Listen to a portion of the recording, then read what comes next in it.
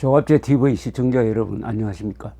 연휴를 편하게 즐기시리라 생각을 합니다.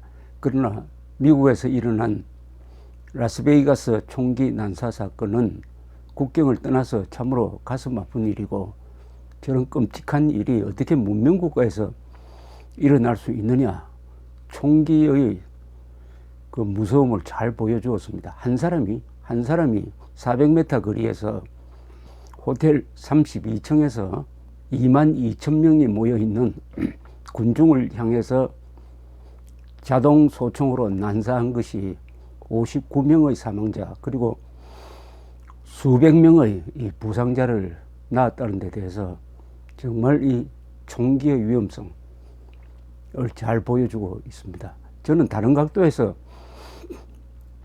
미국의 언론 보도, CNN이라든지 뉴욕타임스 또는 BBC 이런 언론 보도를 보면서 2014년에 일어났던 세월호 사건 때의 한국 언론의 보도와 비교를 한번 해봤습니다. 너무 다릅니다. 대참사에 직면한 언론, 그리고 경찰, 공무원, 대통령, 정치인의 자세가 한국과 미국이 이렇게 다르냐 하는 생각을 하게 되었습니다. 언론은 우선 특히 언론이 다릅니다. 언론은 이번 라스베이거스 총기 사건과 관련해 가지고 경찰에 대해서 또는 그 음악회를 주최한 측에 대해서, 범인이 투숙하였던 호텔에 대해서 또는 부상자를 지금 치료하고 있는 병원에 대해서 일체의 비판적인 기사를 싣지 않고 있습니다. 이 경찰도 당당합니다. 경찰 또는 FBI 직원 또는 관리들, 이런 사람들이 수시로 지금 기자회견을 여는데 어느 한 사람 죄송합니다는 이야기하지 않습니다. 오히려 우리는 최선을 다하고 있으니까 우리를 믿어달라, 그리고 협조해 주신 분들에게 감사한다, 서로 축해주고요. 이러니까 트럼프 대통령도 초기 대응을 잘했다 이렇게 격려를 했습니다. 세월호 사건 때 초기 대응을 잘한 해경이 초기 대응에 실패했다고 판단을 해가지고 조직 해체의 결정을 한 박근혜 당시 대통령과도 너무나 다릅니다. 자, 언론은 우선 한국 언론이면은 당연히 캐고 들어갔을 방향의 취재를 하지 않습니다. 경찰이 왜 몰랐느냐, 이런 취재는 아예 없습니다. 왜 조기에 제압하지 못했나, 그렇게 여러 발 쏠 동안 경찰 뭐 했나, 그런 문제 제기가 없습니다. 왜 피살자들이 지금 59명인데 신원을 다 파악하지 못하고 있나, 그런 보도 자체가 없습니다. 또 왜 범인의 범행 동기를 아직도 못 밝히나, 그런 보도가 없습니다.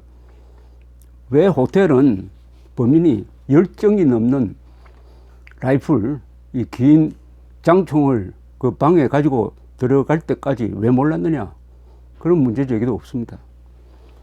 주최 측은, 그 음악회 주최 측은 왜 이런 비상사태에 대비하지 못했나. 한국 언론이면 적극적으로 자동적으로 캐고 들어갔을 그런 방향의 보도를 하지 않고 있습니다. 지금은 그럴 때가 아니라는 것이고, 인간은 원래 완벽하지 못한 동물이니까 이런 대사건이 나면은 사소한 실수를 캐고 들어가면은 본말 전도가 된다, 이 정도는 아는 거죠.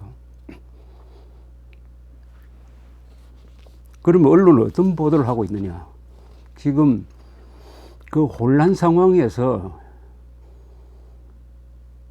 자동 소총으로 3번에 걸쳐서 발포를 하는 상황, 그리고 그때 총을 맞은 사람들, 달아난 사람들, 피한 사람들이 어떤 대응을 했느냐, 그 현장을 복원시키는 철두철미한 취재를 합니다. 이 소총이 몇 발 나왔느냐, 이런 것까지도 분석을 하고 해서 그 현장 상황에 대한 사실관계를 정확하게 보도하는 데 중점을 두고 있습니다. 또 이 죽은 사람들에 대한 애틋한 이야기를 많이 담아서 싣고 있습니다. 죽은 사람들. 또 뉴욕타임스의 경우에는 라스베가스 병원이 이 몰려드는 사망자와 환자를 어떻게 헌신적으로 다루고 있느냐, 이런 기사가 많아요. 특히 이 간호감독 토니 물란이란 여자를 내세워 가지고 이 여자가 어제 하루 동안 어떤 행동을 했느냐 하는 이 동선을 파악을 하면서 얼마나 헌신적으로 일했느냐. 비번인 사람들, 집에 놀고 있어야 할 사람들까지 출근해 가지고 이 몰려드는 환자를 돌본 상황을 자세히 설명을 합니다. 이 물란이란 간호감독인데요. 이분이 이 기사의 마지막에서 이렇게 이야기를 했어요. 30년간의 간호 생활에서 이 사건은 최악의 순간이지만 저로서는 가장 자랑스러운 순간입니다. 가장 위험한 순간이었지만 최선을 다하니까 가장 자랑스러운 순간이다. 이렇게 이야기를 합니다. 기자가 그런 발언할 기회를 준 거죠. 만약 한국에서 세월호 사건 때 누가 나와서 이런 이야기를 했으면 아마 문매를 맞아가지고 사회적으로 매장되었을지 모르겠습니다. 또 이 병원이 쏟아져 들어오는 그 총상 부상자들을 다루면서도 한편으로는 교통사고 환자, 화상 환자들까지 받고 있다. 이렇게 칭찬하고 격려하는 기사로 채웠습니다. 정치인들도 다 자제하고 있습니다. 이 기회를 이용해가지고 세월호 때처럼 정부를 공격하고 정부는 또 책임 전가를 위해서 해경에 뒤집어 씌우고 또 무리한 수사를 해가지고 150명이나 되는 사람을 구속시키고 또 언론은 이런 분위기를 마녀 사냥식 보도로 선동 보도로 몰고 가고 그래 해서 국민들 사이에 정오심과 불신을 부추기는 그런 보도 방향과 미국 언론의 차분한 보도 방향은 너무나 다릅니다. 다만 이 힐러리 클린턴 여사가 트윗에 점잖게 이야기했습니다. 트럼프를 공격한 게 아니에요. 다만 요사이 이 총기 규제를 하면 항상 들고 나오는, 반대하고 나오는 단체가 있습니다. 내셔널 라이플 어소시에이션, 전국 장총협회라고 그럴까요? 이 단체에서 지금 무슨 로비를 하고 있느냐 하면은 이 총에 붙이는 소음기, 사일런스라고 그러죠. 소음기 판매를 원활하게 하도록 하는 법안을 지금 통과시켜 달라고 로비를 하고 있는데, 이 힐러리 클린턴 여사가 만약 어제 그 범인이 사일런스를 달고 쏘았더라면 더 많은 사람이 죽었을 거 아니냐. 신중을 기해야 된다. 이 정도로 이야기를 하고 있습니다. 이 사람이나 큰 조직은 평소에는 그 사람이 어떤 실력을 갖고 있는지 어떤 성격인지 잘 모릅니다. 그러나 큰 사건을 만나봐야 돼요. 큰 사건을 만나보면 그 사람 실력이 나오고 그 사람의 본성이 나오는 것입니다. 이 한국 언론은 세월호 사건, 탄핵 사태 때, 천안함 침몰 때 항상 이 선동자의 역할을 했습니다. 그러니까 되풀이되는 사건이 있지 않습니까? 유족들이 몰려가서 천안함 사건 때는 그 구조본부로 몰려가고 해서 유족들이 집단 행동을 하도록 만듭니다.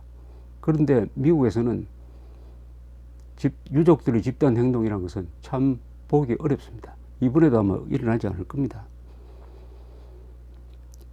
한국 기자들은 어떤 때는 양반처럼 행동합니다. 또 어떤 때는 형사보다도 형사처럼 행동해요. 마치 신문관처럼 행동하면서 정작 중요한 정밀한 팩트 파인딩은 하지 않고 논평 기사 쓰고 과장합니다. 그것이 집중적으로 나타났던 것이 최근에는 2013년의 세월호 보도, 그리고 2016년, 17년에 걸친 탄핵 보도가 아니겠습니까? 지금 이 추석 연휴에 아직 감옥에 가 있는 분이 한 사람 있습니다. 가장 억울한 사람이라고 생각합니다. 미국 언론 같으면은 그 사람을 영웅으로 만들었을 것입니다. 아마 훈장도 받게 했을 것입니다. 세월호 침몰 때 가장 먼저 현장에 도착했던 해경 1, 2, 3정 정장 김경일 씨는 지금 업무상 과실치사상 혐의로 유죄를 선고받아가지고 징역 3년을 선고받아가 지금 감옥에 있습니다. 이 사람이 인간으로서는 최선을 다한 사람이에요. 인간으로서는. 운 좋게 그 근방에 있었습니다. 그때. 이 경비정은 구조함이 아닙니다. 중국 영해 침범 어선을 단속하는 임무를 가지고 있다가 요행이도 행운이죠, 그게. 그 근방에 있어가지고 빨리 현장에 도착했습니다. 그것이 대충 9시 30분에 현장에 도착해서 7분 뒤에 공보트를 내려가지고 기울어져 가는 세월호 배에 붙여가지고 자력으로 탈출한 사람을 계속 주워 담듯이 구출하기 시작했습니다. 그 뒤에 다른 어선들도 도착을 하고 또 항공 구조대도 도착해가지고 172명을 구했습니다. 172명. 300여 명이 죽었죠. 전원 구출은 불가능했습니다. 왜냐? 선장과 선원들이 미리 도망가 버리고 전년 선 내에서 탈출 지도를 하지 않았기 때문이죠. 근데 그 책임을 이 김경일 정장한테 씌워가지고 왜 당신은 선 내에 남아있는 사람들을 안내해가지고 더 많이 살리지 않았느냐. 이렇게 해서 징역 3년형을 선고한 것입니다. 당시에 배는 기울고 있었어요. 급속도로 거대한 벽을 이루면서 기울어가고 있었습니다. 37분부터 구조작업을 9시 37분부터 구조작업을 하는데 배는 언제 완전히 엎어졌느냐. 그 38분 뒤에 완전히 엎어졌습니다. 그러니까 해경이 구조할 수 있는 시간은 약 30분이었습니다. 그때 배가 서서히 넘어가고 있었습니다. 언제 꽉 넘어갈지 모르죠. 그때 이 경비정이 할 수 있는 일은 자력으로 배 바깥으로 나온 사람을 실어 담는 것이었습니다. 만약 그러지 않고 배 안으로 들어가서 갇혀있는 사람들을 끄집어내려고 했다면 그 행위는 용감하긴 했지만은 아마 살려야 될 사람은 못 살리고 말았을 것입니다. 그 일은 기본적으로 선장과 선원들이 했어야 될 일이었어요.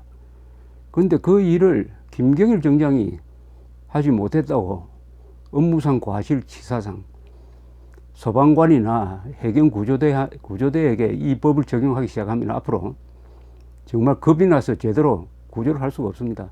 아마 세계 어느 재난 현장에서도 적용되지 않는 그것도 형사처벌을 무슨 그 견책을 한다든지 하는 행정처분이 아니고 형사처벌을 해가지고 지금 잡아놓고 있습니다. 이 분위기를 누가 만들었냐? 언론이 만들었어요. 언론이 최선을 다한 해경의 구조작업을 실패한 걸로 몰아감으로써 여기에 영향을 받은 검사 판사들도 이렇게 무리한 수사와 재판을 했던 것입니다.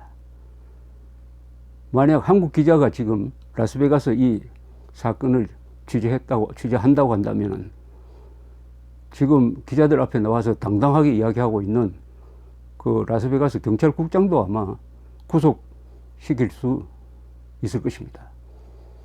어떤 큰 사건을 해결하는 데 있어서 누구를 속죄양으로 만들어가지고 언론이 마치 하이에나처럼 달려들어가지고 온갖 약점을 다 캐낸다면 살아남을 사람은 없습니다. 세월호와 항상 비교되는 타이타닉호가 있죠. 영국의 호화 역에서는 타이타닉호가 침몰해가지고 구조상의 결함도 있고 구조정을 다 탈 수 없을, 반만 탈 수 있을 정도의 구조적 맛이 있고, 여러 가지 무리가 많아가지고, 결국 1700명이나 죽었습니다. 근데 영국에서는 이 사건을 형사사건으로 다루지 않았습니다.